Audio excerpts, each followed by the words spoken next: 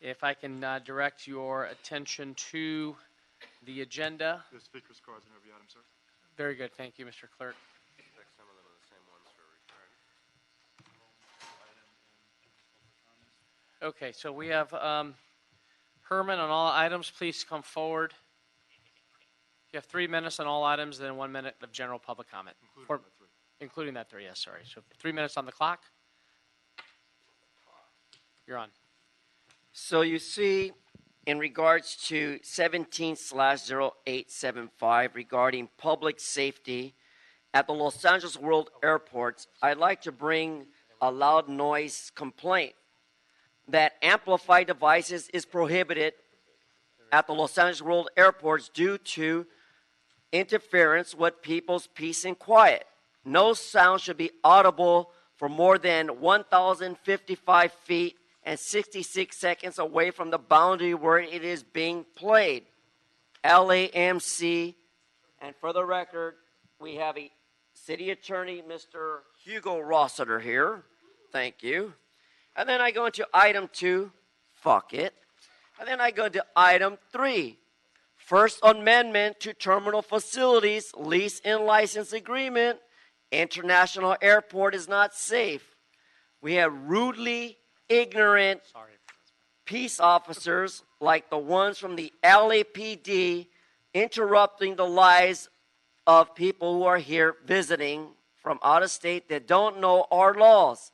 The same way those dumb morons from UCLA got in trouble back then. Fucking use examples of Los Angeles International Airport to relocate costs due to your fucking ignorant action. Then on item 5, regarding Pacific Palisades, El Segundo, California Environmental Quality Act. Well, this is the same bullshit about landside access modernization. The same way you're doing to Pacific Palisades. Endangering the public. Renee, a speaker at all public meetings, all public comments are related to a landslide. In particular to this landslide access General public comment, non-agenda items. modernization program for the impact report, none submitted, and no community impact statement submitted also. What a fucking shame. And now my general public comment. To all the fucking turkeys who sit on that host chair of Jose Huizar's misconduct with Francine Godoy, stop fucking your staff at City Hall, Jose Huizar, and pay back the $185,000. And to all those ignorant, arrogant, stupid fuck senators and assemblymen in Sacramento, now your pants are caught between your legs, motherfuckers. Now you know what it's like to have a finger pointing at you for your sexual crimes and sexual misconduct. 42 U.S.C. 1983. Shout out to Sacramento. Fuck you, white niggers, too. Okay, Spindler, you're up. 3 minutes, including 1 minute of general public comment. Start the clock. Yeah. So let's get to item 5. El Segundo. Suing the city. Thank you. Sue this fucking city for everything you can. There's a threat to file CEQA. No. File it today. They close at 4 o'clock. You go over there. Yeah, you can ask for a fee waiver if you need one. You know, but $400 does it. File it. These dumb motherfuckers will lose. The city can't litigate its way out of a paper bag. Ask the TRO expert in attendance here, Hugo Rossiter. Can't fucking put together a goddamn case. The only way the city of Los Angeles can win a lawsuit is to blackmail, bribe, or pay off the judge or the magistrate. You know, like over there on 1st Street, like I'm dealing with right now, which will take care of that. So this fucking shit with attacking other cities to expand your stupid airport that doesn't even have a train. It doesn't even go into the to the goddamn parking structures. It stops a mile away from the fucking airport. What city builds a train to an airport and it doesn't even go into the fucking airport? You got another train, the Expo. And I rode the Expo. It says it goes to Santa Monica Pier. It fucking doesn't. It's a lie. It stopped me at 3rd Street. I couldn't get to the beach. I brought my beach chair. I couldn't get to the beach. Another lie by City Hall. This city's a fucking train wreck. Put the train into the goddamn airport and settle it with Santa Monica, El Segundo, and then Orange County in number 6. You fuck with Orange County. You can't stop. How many people do you have to ruin? Orange County just wants to be let alone. Go back to the contract on the Ontario airport, for example. They just don't want you. San Bernardino, they know it's a train wreck. No to L.A. City. Orange County, no to L.A. City. El Segundo, no again. You're in general public comment. Because they know that there's trade. Tourism is bullshit. Trade and travel and tourism. Nobody that lives in the city with the level of taxation and the lack of fucking opportunity for people to go upward can ever take a goddamn vacation. So you rely on Chinese tourists that don't speak English to lie to them and go, you go here. Anyway, finally, fuck City Hall. Time.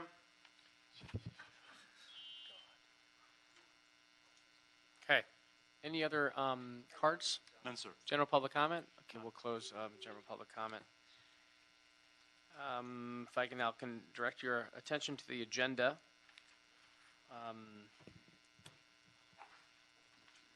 We need to continue item number 2 for the direction of the department. I'm not ready just yet.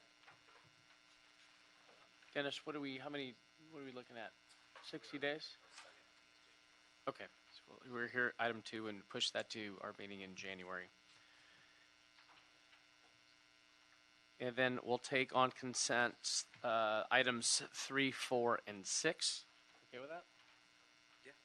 Okay, without objection, we'll approve items 3, 4, and 6. But before we move over, I just want to recognize support for their work with the project labor agreement. I see Mr. Joyello here and Ron Miller from the building trades. Thank you so much for your continued support and extending the project labor agreement at the Port of Los Angeles. These are great local jobs. As we're seeing continued infrastructure work at the port on a daily basis, knowing that those jobs are being dedicated to our local hire folks. So thank you so much for your commitment to expanding that program. So with that, we will now take and hear item number 1. If you can read that into the record, please. John White, City Clerk. Item 1, CEO Lawa to report relative to the status of Department Operations, Finances, Capital Improvement Projects, Public Safety and Security, Planning Technology, Marketing Promotions, and other activities pursuant to motion. Busque Inobanen. Thank you. Good afternoon. Thank you, Council. Thank you, officers, and all attending today. It's a pleasure to be here for a few minutes On the mic, to give maybe. a snapshot. Yeah, perfect. There we go. Is that better? Much better. To give a snapshot of Los Angeles World Airports today, I'll cover 5 key areas and then quickly head back to the airport where it's the second busiest day of our travel season. Right. We're pretty excited. We're going to Blame be Dennis for scheduling this one. I can give you real-time reports. We're going to be up about 2% year over year in terms of traffic. Got it. That's pretty substantial. We'll probably have about 174,000 passengers travel through LAX tomorrow. So first, I wanted to share that this is the culmination of last year's strategic plan effort. Thank you, Councilman Bonin, for your engagement. The vision for the airport that aligns all of our 3,000 plus employees is Gold Standard Airports Delivered, and through an organizational exercise across the entire organization at all levels, we determined that these were the goals to best unify the organization to become world class. And we know with the plans ahead for LAX and for Van Nuys that we need a great organization that's aligned in order to deliver upon that. Let me first start with a business update. The business is strong at LAX. We are the second busiest passenger airport in the country and the fourth busiest passenger airport in the world. Of course, that's critically important because of the economic impact to the region. Over $50 billion of economic impact through labor income and tax revenue income are generated by our activity. So our competitiveness in a global stage where airports around the country all vie to have the level of activity that we do is increasingly important. Excuse me, Herman, you're disrupting this meeting. That'll be your last warning. I'm sorry, Deborah. You're disrupting this meeting. You're disrupting this meeting. Okay, now he's disrupting this meeting. He's got to leave. Thank you very much, Sergeant.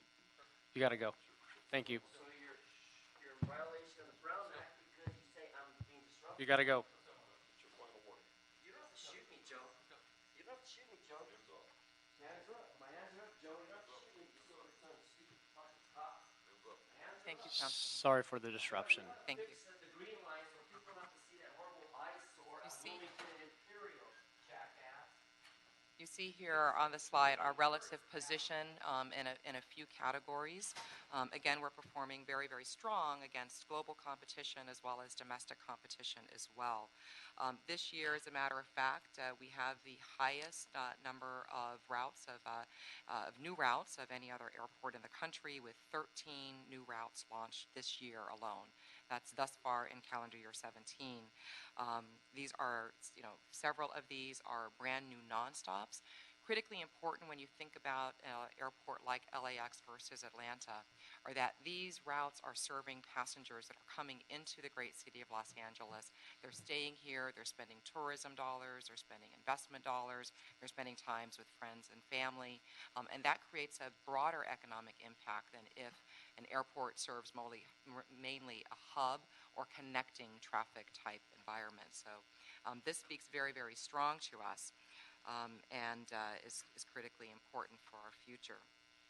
We know that in order to maintain that level of activity, maintain and continue to grow the jobs associated with the airport, we must remain competitive. Competitive from a guest experience perspective as well as from our infrastructure. So I'll touch briefly on a very important element of our strategic endeavors, which are in our guest experience. Historically, LAX, even though it was at the forefront of the jet age over the last several decades, we've been really challenged. The customer service scores, the surveys, the perception of the public affirms that LAX has a long way to go in terms of being competitive with the world's best airports. Many of our surveys reflect us, as a matter of fact, in the bottom 10th percentile relative to our peer airports.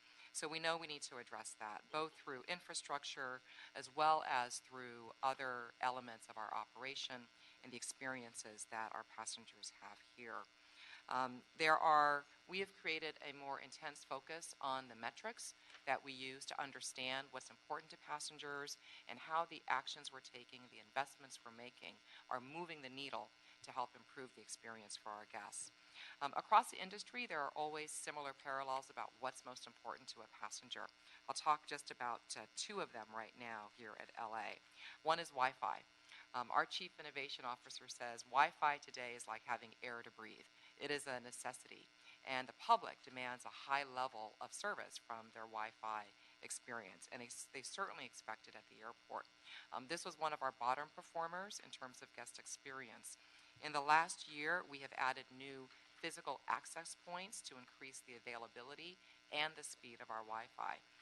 We've also speeded up the access into our Wi-Fi system, and that has resulted in the scores for Wi-Fi actually going up marginally, but I think we're going to see a lot more improvement in the future.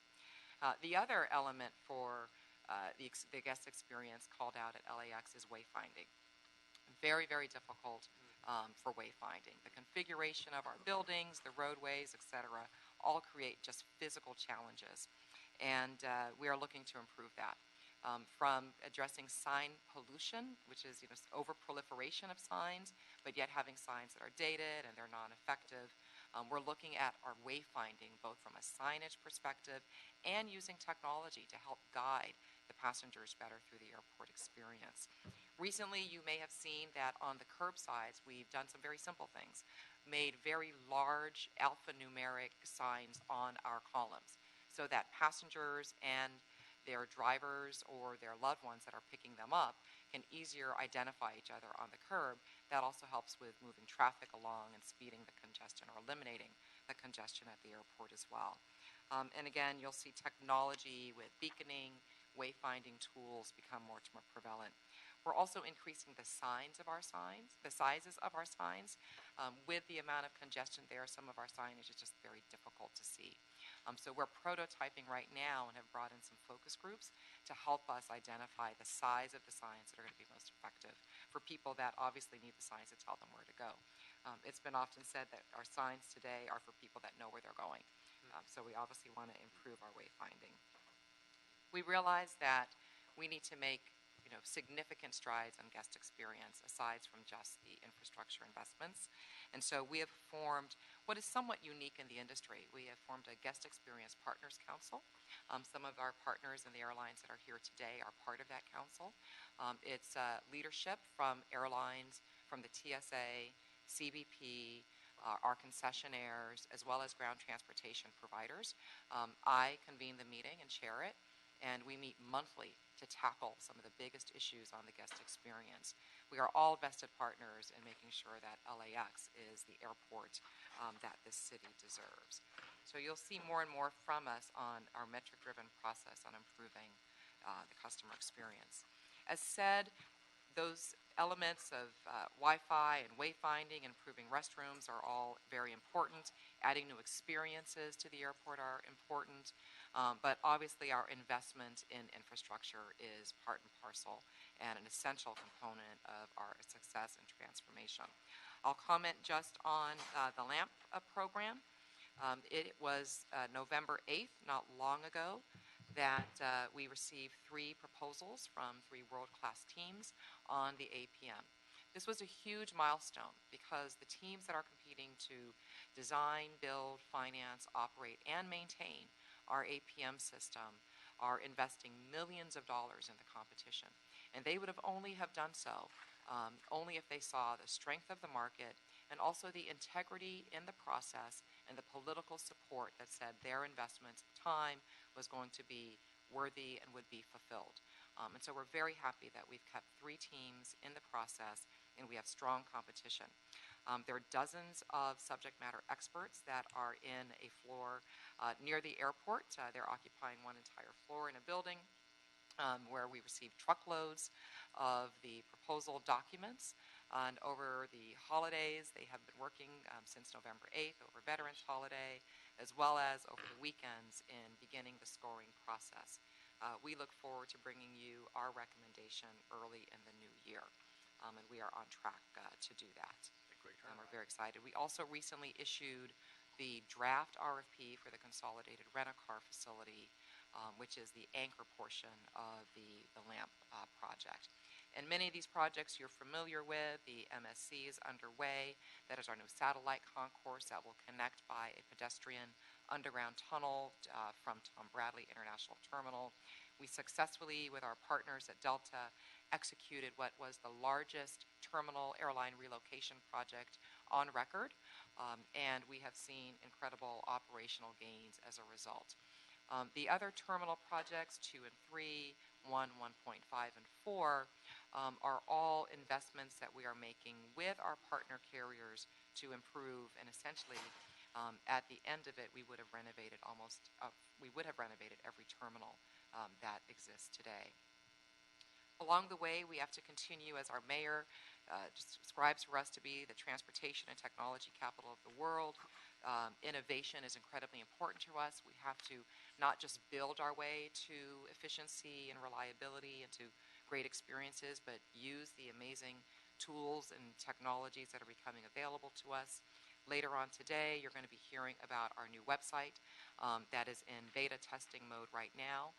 I'm very excited about that. It is a transformative website from where we have been. This past week, we achieved what no other airport had done.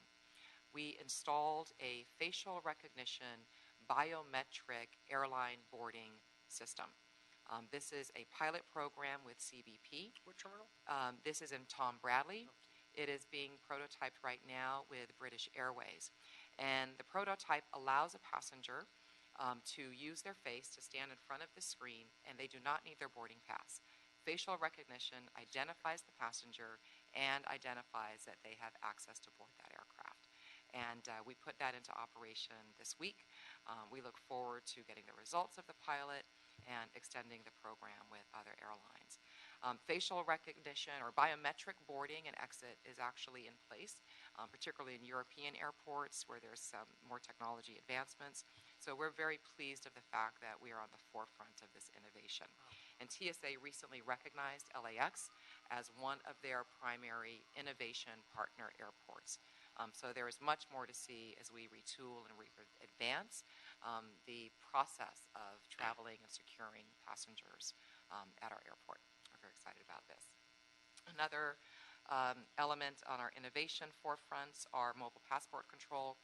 This is really important for the public to know because it is a free app that essentially allows you to no longer have to complete your documentation on paper format when you are coming into the country. And this is now available on an app-based platform. Again, it is free. The lines are very, very expedient for those that decide to use a mobile passport. And last week, we presented our board with a picture of the future with autonomous vehicles. And it's a very long discussion to have, but suffice it to say, we recognize that autonomous, whether it's aerial vehicles or ground-based vehicles, are the future. There are opportunities that will come as a result of this new technology, but we also must ensure that we future-proof our facilities and that we work with the regulatory authorities to ensure that integration, particularly of aerial autonomous vehicles, are done in a safe and secure manner. Lastly, I will close with an environmental update. We're very proud of the progress that we're making, and there is certainly much more to come in this regard. We participate in a global carbon accreditation program. We began this 2 years ago, and I'm proud to say that Van Nuys Airport is the first general aviation airport in the world to be carbon accredited under this program. We will continue to achieve new levels of accreditation as we implement new tools, technologies, and approaches to reducing our carbon impact. The board recently also updated our alternative fuel fleet policy. We had an opportunity to strengthen our enforcement provisions, and the board has passed that. We're excited about it, and also excited that recently we have begun the procurement of 80 plus new electric vehicles, including buses. That is going to be a great environmental benefit for us. And an issue that we continue to work closely on, it is modernization, but it is modernization that requires us to work with our communities that we care so much about, is a federal aviation program called Metroplex. It is next gen. It is the future of making the skies across this country's airways more efficient. Ultimately, it is good for the environment. It reduces flight times. It makes flight paths more efficient, helps reduce fuel burn. But it also comes with what's known as a concentration effect. The highways in the sky become more precise as a result of that. And for some of our neighbors, that's great, but for some, it's not. So we're working closely to educate, also to make sure that the flight paths that have been prescribed are being adhered to. In some cases, aircraft performance limits how these airplanes can actually fly at the altitudes that communities expect them to. In other cases, it may just be an educational and awareness element. But we are committed to working very closely and putting more resources as LAWA into making sure that we are leaning in with the FAA and with our communities on this area. That is generally the update. I would say that today we have strong momentum. This is just a very small snapshot of what we have underway at LAX. The momentum is certainly not due to luck nor lack of challenges. We have an incredible team. Some of those leaders are here today, and you see them often. An incredible leadership team at LAWA that drives these issues, resolves issues, and allows us to make the progress that we have. We recognize that we are the front door to the world, and that the eyes are going to be even more so on us as we approach 2028. And 2028 may seem like it is a long ways away, but I will say that while we are up to the task, we have much to do, and every week, every month, every minute really makes a difference on our achieving the goals and objectives that we will for this city. Thank you so much, Deborah, for your report. There's amazing work under your leadership that's taken shape here, and of course, Mr. Bonin's under his leadership impacted district, where you often say world-class airport with first-class neighbors. Last time I screwed it up, it was the other way around. But and I appreciate It works either way. right, it can go either way, right?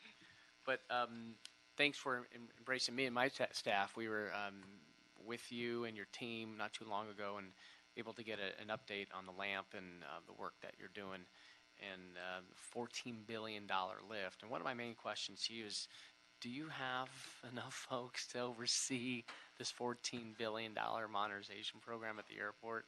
We will need to work with Okay. the city and particularly with the personnel department, yourselves as well, because indeed it is a significant lift. And as we map it out, we have several mega projects. Yeah. And as you know, any single mega project has the odds stacked against it in terms of delivery on budget and on schedule. And the complexities of what we are trying to do on a very small footprint is appropriately daunting for us. We need the best team leaders. We need the best private sector partnerships in order to fulfill that vision. I expect we're going to be coming back to you and asking for your support and engagement as we make these changes. We are going to need to build up the team.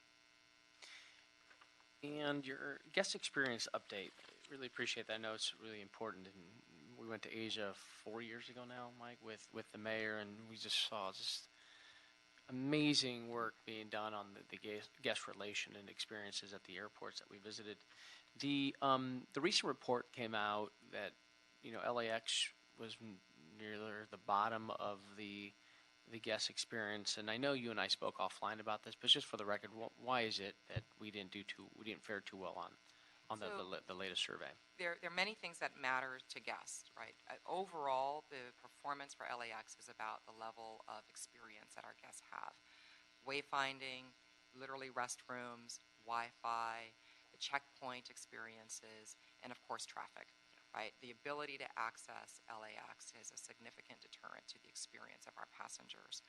The LAMP program is obviously a critical component to making that better, but we also need to continue investing in facilities so that aircraft aren't sitting on the tarmac, they can get to their gates, as well as the amenities and experiences. What we see at airports, the world-class airports across the world, is they offer the best choices for food, for retail, but they're also offering new and fresh experiences. Singapore Changi, for instance, just opened their butterfly garden, right, which is a reflection of one of the beauties of their city and their region. So we're looking to incorporate more experiences into the airport environment as well. But our challenge will be ensuring that as we build, and we are intent on doing this, but as we are in the throes of very intense construction, we are highly communicative with our guests, and we have thought about the path of travel and the experience and access that needs to be provided for our guests. It would be fair to say that you can attribute this survey based on the amount of construction that's taking place as we transform. And the it will airport. become more intense, so we're going to have to pay more attention to that. And lastly, before I turn it over to Mr. Bond, the HR1, the tax proposal that is in front now of the Senate passed by Congress. How was that? I know I've heard the mayor on the radio on KNX, and I know today we took a stand as a full city council opposing those recommendations because we know it's going to impact a number of the work that we're doing here in the city, from new market tax credits that's going to really take an impact on our affordable housing, but also some of the infrastructure projects. So how's that going to have an impact on LAMP and the future projects that we're seeing through in LAX? Thank you very much to yourself and the council for that action. It will have an impact for sure if it is passed in its current form. The private activity bond, which has a tax benefit, was proposed to be removed. We have calculated just on this capital program an over $500 million direct cost. That is money that would be spent on infrastructure. That creates, that is a significant number of actual physical facilities that we either would not be able to build, or we have to find new ways of generating that revenue. And on a $1.3 billion budget, that's a pretty big number to try to generate new revenues to offset. So we're very concerned about that. We're also very concerned, even with our current procurement, that there is created instability in the pricing for the proposers. Are they supposed to use the tax-free or the tax-exempt PABs or not? And so this is something that we are working on actively as we get the financial proposals expected on December 20th for our APM. It will make the cost of money more expensive, and at the end of the day, that translates into, unfortunately, us and many other of our colleagues and airports across the system not being able to build up as much of the reinvestment and infrastructure that's needed today. Alarming. Mike? Thanks for the presentation. Appreciate it. I want to thank you and the airport for a couple things in particular. I want to thank you for the work that you've been doing along with Jeff and my office on Metroplex. The problems with Metroplex are not the airport's problems, but the airport gets blamed for them, and I think it's been very helpful to my constituents and to a number of my colleagues who are underneath that new superhighway in the sky to have LAWA's assistance in navigating that and figuring it out. So I want to thank you for that. I also want to thank you and your staff for the work the airport has been doing on homelessness in Manchester Square. When it came time to start moving on the absolutely necessary consolidated rental car center, we had hundreds of people who were living in Manchester Square in encampments and vehicles.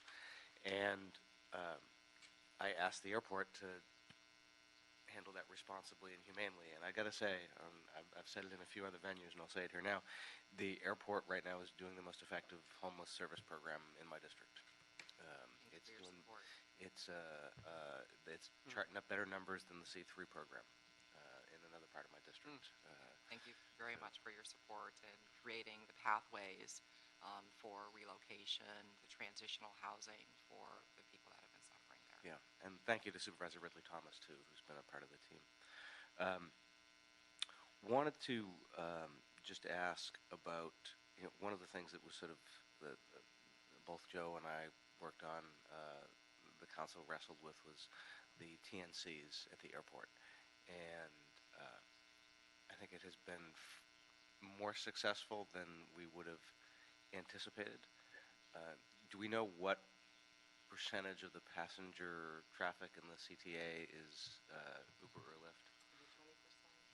About 20 to 25%. This is about offering customer choice. We know the passengers really love it. It's highly utilized. We have done a few things to help lessen the impacts of the TNCs. Again, on the positive side, it's a very important part of our business for us. Again, passengers want that service. We've earning about $50 million, from TNCs is our forecast. So, from an economic perspective, that's important for us as well. But in the past, we had a operational practice that there was only one transaction per drive in our CTA by a TNC, meaning if a TNC was dropping off a passenger, they would have to exit the CTA, go to a holding lot before they could accept a new ride. We've now allowed a program called Rematch, and that is after dropping off a passenger, if the TNC gets a request for a ride while they are there, and they can't linger, and they can't circulate, because that would be a concern for us, they can pick up an outbound ride out. So that's essentially consolidating two trips into one. So very efficient for the CTA traffic, and obviously for those that drive for these TNCs as well. We've been very pleased with seeing some positive impact from that program. And again, our focus is all about looking to create any efficiencies that we can, some big, some small, but they all add up to helping to address the traffic issues at the airport. Do we have enough real estate to accommodate the demand for TNCs? Real estate for all of our ground transportation an operators is a premium, right? So whether it's the large rental car buses or other shuttle buses, TNCs, even private occupancy vehicles, Right. we're paying very close attention. We are investing in looking at traffic and data in a new way, bringing some analytics to that in a more sophisticated way than we have before, because to your point, as we get into the heavy construction of land, we want to make sure that we are well informed and we can make adjustments as needed for our passengers in order to access the airport. How do we do the analytics of traffic in the airport? We do a count. So we have an ops team that maybe the staff can help me how often the ops team does the count. I thought it was every day, actually. I think we do it like 2 times a day, like almost like a runway inspection. We have an ops person that actually goes and takes a traffic count. With the clicker? With a clicker to vest. That's one way, and obviously that's less technologically savvy. Yeah. There are now providers Yeah. of traffic information that comes from cell phones that have Yeah. their mapping apps on that we're starting to explore using. Yeah, to that's get why I better brought it up. predictive. I mean, sort of the standard in the city, DOT will ordinarily do the human bodies and the clickers. What they've begun doing, and we've had them do it in a couple of the Vision Zero areas where we're measuring impacts on traffic, is they've started working with INRIX. INRIX is one of the companies, there's a few others, so that the data they're collecting is not anecdotal or is not about the sort of human measurement, but is actually based on the GPS technology from either the OnStar systems or the phones, and it's the data is more impregnable. It's just every time somebody reads a study in the newspaper about the worst traffic congestion in the world is the 405 and the 101, it's usually an INRIX study, and so having something of that caliber is good to have. For some of our modeling studies and reports, I'm sure we've used that as a database, but what we're looking for is more real time. How can Yeah. we do more real-time analytics with that as a constant source, and then be able to work with City DOT and others to help make decisions to help increase the flow of traffic and also better inform our traffic officers. We have an incredible dedicated team of traffic officers that are part of the airport police. We deploy them with different management schemes and deployment schemes depending on traffic conditions. Certainly today and tomorrow we have 10 additional officers deployed to deal with traffic. And frankly, they do an incredible job. I mean, it's a very difficult role that they have, but we see how they can make an incredible difference in keeping the traffic moving as well. Right. But with AI and with firms and tools like NRIX, I mean, that can become much more precise and can frankly be across the entire, operating day for the Right. airport. Yeah. Continued thanks to the airport for the work in partnership with Metro. That's just it's a world of difference from where it was 4 or 5 years ago. Even under the best case scenarios, there's going to be a gap between completion of the Crenshaw line and the APM being online. I haven't asked in a while, what are our interim plans for connectivity from the station to LAX after Crenshaw's finished, but before the APM is online and during the chaos of it being under construction? Thank you for pointing out. We do have incredible relationships, task force that are coordinating on many, many elements of our mutually shared construction. I don't know specifically what those plans are. I'd be happy to get back to you and share like when we'll take that on and how we'll do it. But one thing I'm very confident in is that both agencies, we're being very thoughtful about how we work together, and obviously want to take advantage for all of the airport workers and the travelers that are going to be relying on the new Crenshaw line, that we make it as seamless as possible once the line is up and we're still in the throes of our construction. Excellent. Thank you. Thank you, Mike. Thank you for So the thank you so much, opportunity. Deborah, for the report, and we'll continue this item. This is a quarterly report, and I really appreciate your presentation, and there's a lot happening at LAX. Isn't that the line? There's a lot happening. We're on the move. We're on the move. Got it. Thank you so much. So with that, we'll now take item 5, which is a closed session item, and Sergeant, I'll ask that you clear the room, and if you want to, Mr. Clerk, take us into, our City Attorney, take us into closed session. Deputy City Attorney Darren Martinez. Item number 5, the committee may recess to closed session pursuant to Government Code Section 54956.9 D2E2 to confer with its legal counsel relative to the City of El Segundo, California Environmental Quality Act, CEQA, Appeal of LAWA's Landslide Access Modernization Program, Environmental Impact Report, and El Segundo's threat to file a CEQA writ in Superior Court. Thank you. 1 minute. Before you begin, I have to.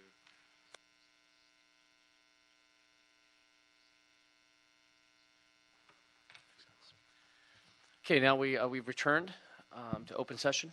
Yes, sir. And this item number 5, the recommendation will be to concur with the city attorney's recommendations to approve the proposed settlement agreement with the city of El Segundo. Okay with that, Mr. Bonin? And that'll be the order without objection. And that is our final item. And with that, we're now adjourned. Thank you and have a great Thanksgiving holiday. Thank you very much.